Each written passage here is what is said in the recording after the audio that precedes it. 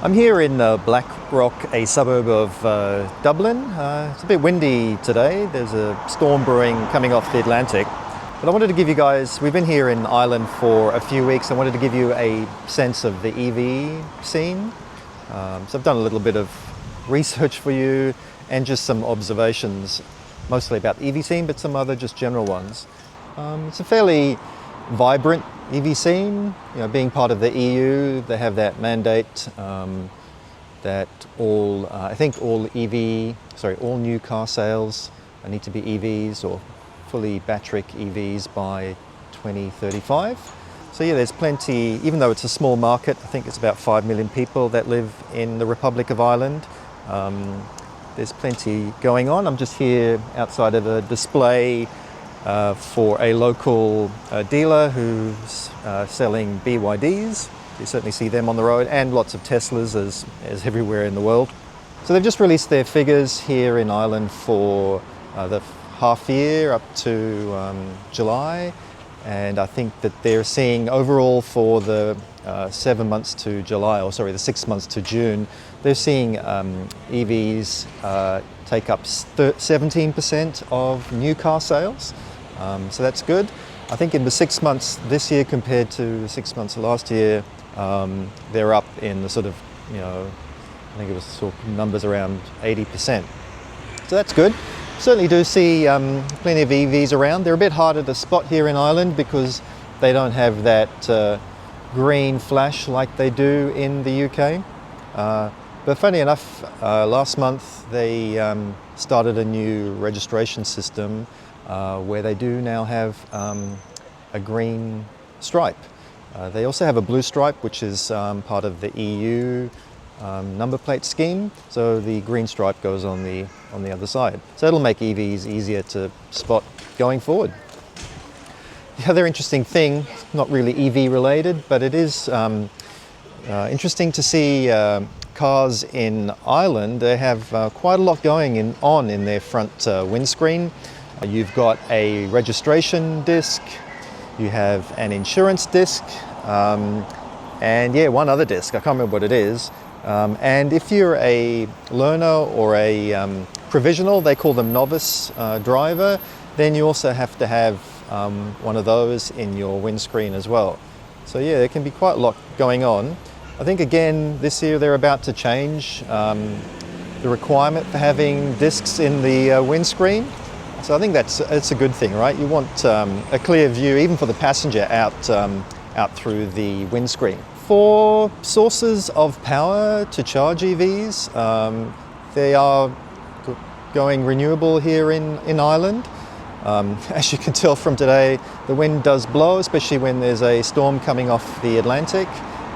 So there's a lot of power being generated from wind. So plenty of turbines around. I think you will also see, like in other countries, there's definitely an argument about wind turbines, how they look on the landscape, especially in the sort of rural areas. But I think they're an important part of the energy mix, especially if a country like Ireland wants to become more self-sufficient and not have to import their energy. Yeah, if I remember correctly, the mix for wind in particular is about 30 to 40% of the power generated or consumed, I guess, in Ireland. So that's good. They do have solar in there and gas. I think gas takes up a good proportion. But it's good to see, plenty of energy being generated by the wind. Charging in Ireland is similar to the UK, very pervasive. So your usual suspects, AC charging, and fast DC. They have, I think as of early this year, over 2,000 charging locations across Ireland. And I think that the ratio of those to EVs is pretty high compared to some countries. Charging costs, again, similar to the UK. Maybe the fast DCs are a tiny bit cheaper, but very similar prices, much higher than in Australia. But I do know that if you can charge at home, there's some good rates, some good off-peak rates. It seems that people have more opportunities to charge at home here in Ireland. I've seen a lot more detached homes with off-street parking, so that's certainly conducive to charging at home, which is the ideal, right? If you can leave every morning with a full tank of gas, then that's just the perfect way to run an EV. What else can we talk about? Oh, well, just some of the interesting, again, not EV related things that I have noticed as we have been traveling around Ireland. You know, Ireland has given the world a lot of things, including Guinness and immigrants, St. Patrick's Day, and I found a few things that the Australians have given Ireland, at least three that I could find. One was Harvey Norman. So I heard the jingle on a radio station as we're driving around. Same announcer, same jingle as in Australia. He doesn't have the Australian accent, so maybe they sort of toned it down, or maybe they got a similar announcer without the Aussie accent. So Harvey Norman. The other one is pedestrian crossing buttons, especially here in Dublin.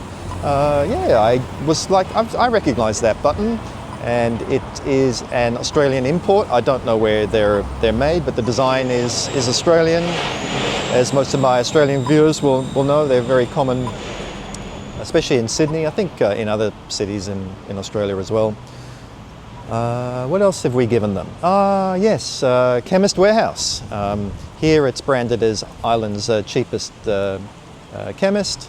It's the same in Australia, but it's called the Australia's cheapest chemist. I think they just went public in Australia with an IPO, so I guess they're doing very well and exporting their brand to the rest of the world. All right, I think that's it for the Ireland State of Charge. So stay safe out there, and we'll see you on the next one. Cheers.